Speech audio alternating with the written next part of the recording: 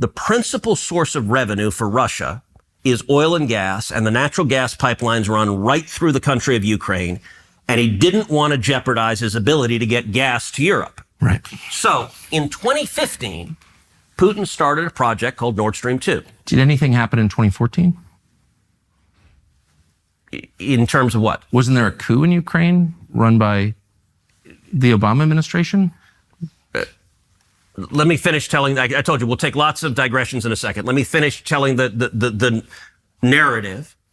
2015, Putin began building Nord Stream 2. Nord Stream 2 is an undersea pipeline that runs from Russia to Germany. The entire purpose of Nord Stream 2 is when it was completed and turned on, it would let Russia circumvent Ukraine and get its gas straight to Europe. In 2019, Nord Stream 2 was almost complete. And the conventional wisdom in Washington was, this is terrible, but there's nothing we can do about it. I didn't believe that.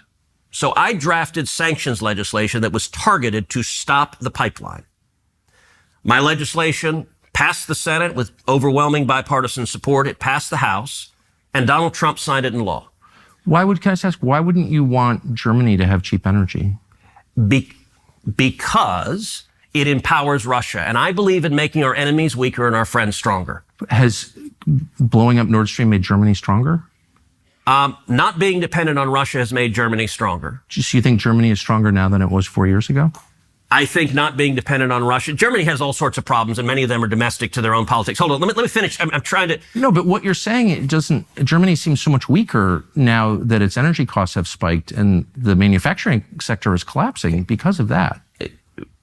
Let me finish. I'm focused on America's interest. I don't want Russia stronger because I believe Russia is our enemy. You and I disagree on that. We can talk about that. But I want our enemies weaker. I don't want to go to war with Russia, but I want our enemies weaker. I don't want Europe dependent on Russia. I don't want Putin rich with oil and gas revenues and able to invest in his military and pose a threat to America. So the sanctions legislation that I authored, it passed. Putin stopped building Nord Stream 2 literally the day that President Trump signed my sanctions legislation into law.